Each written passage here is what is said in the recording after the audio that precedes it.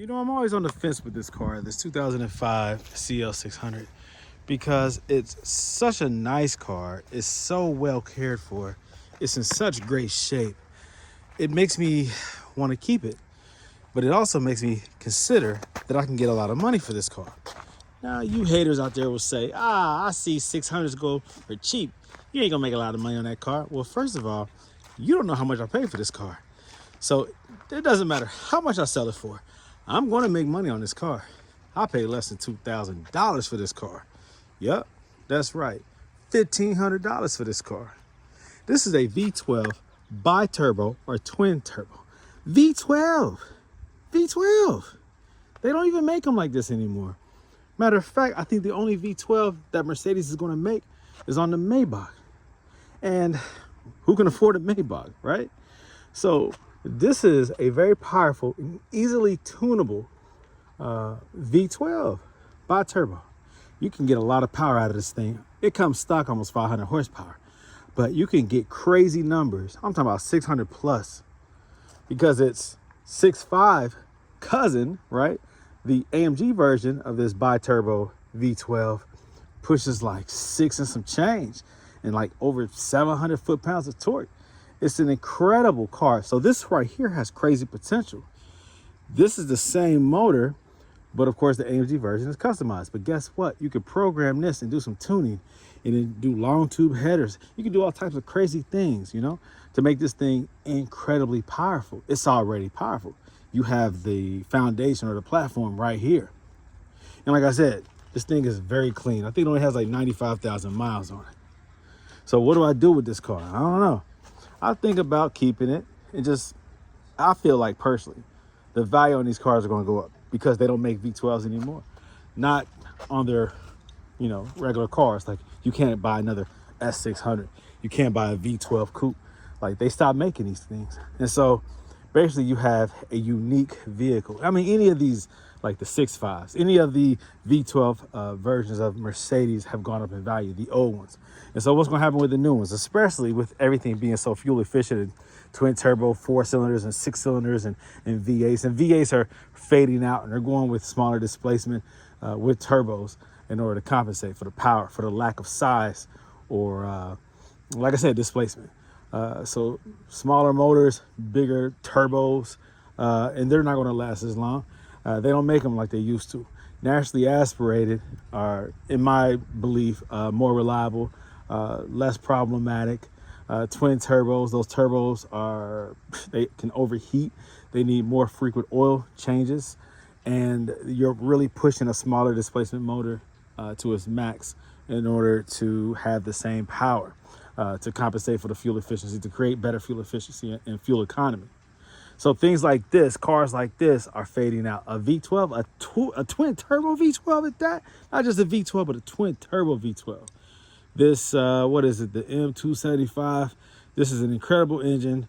They made them in the maybe, let me see. Did they do it in 03, 04, 05? I don't know, something like that. The S-Class, the CLs.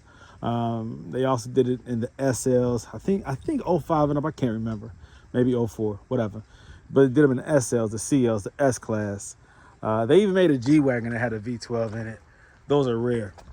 But yeah, this car here is something I think worth holding on to. Like I said, it has low miles. It's in great shape. Body is perfect. Interior is perfect. Man, what do you think? Should I sell it or should I keep it? The wheels that are currently on there are staggered 20-inch. I usually go with a bright silver. These have kind of it's like a silver, but kind of like a graphite silver or something. It's not really as bright silver as I usually go with. And the wheels are cool. They're lightweight. They were expensive, but I have a lot of different wheels. And so I thought about switching these wheels out with something a little bit more. Maybe these are more concave in the rear than the front because they're staggered. The offset is not really what I want. I want it to be a little deeper if I'm going to do a wheel like this. I want it to be a little bit more concave in the front and rear. I might throw something on here with a lip, a nice pretty lip. I mean, because this car is very pretty. It's a V12. I wish it had like the AMG Sports package. But the V12s, I hate that Mercedes does that. That's how they differentiate their 600s from the 6.5s. They won't factory put an AMG kit on here unless I guess you spend the money, the original owner, the original purchaser. So they'll put this little simple, modest, you know, front lip on here. It's not even a lip, but the front bumper, side skirts, just flush with a little bit of, you know, flare right here in the rear, not enough. And then the back is simple. They don't really put the AMG kits on here. I hate that, but I wish that they would, because it would give it a more aggressive look. I mean, heck, they even did a CL500 with a AMG sports package. They should have factory put the sports package on this, because it would really show what this car is really all about. It's a sleeper. It really is. Very subtle badge, you know, the V12, that's cute. But the 6.5 version, they put the bi-turbo V12, you know. That's what I like to see. I might even add that on here, I don't know. But this right here is a very beautiful car. Only thing I did change besides the wheels is the marker lights. I just don't like orange marker lights on these cars, especially a black one. To me, it ages the car. I don't like orange, amber, whatever.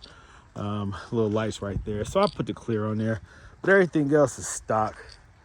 Some people, I hate when people put like an AMG badge. They just be perping.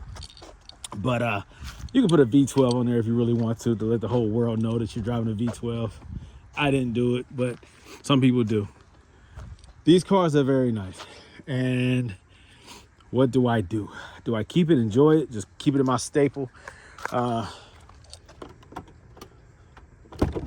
right, it's just clean, man. It's very nice. Like I said, low miles, very clean. Got the Alcantara headliner. It's just been well cared for, man. Seats are in perfect condition. No flaws. I like it. The soft suction door stopped working. The pump still works. You still hear it hissing, trying to close, but they don't close. So the diaphragm usually breaks, and you have to take the door panel apart, remove that, and get up in there if you want to swap that out. It doesn't bother me. Just close the door all the way. But they were designed to have soft suction, soft closed doors. Nice feature. Nice feature. So I don't know. I'm on the fence. Don't know what to do. Don't know what to do. What do you think? What do you think?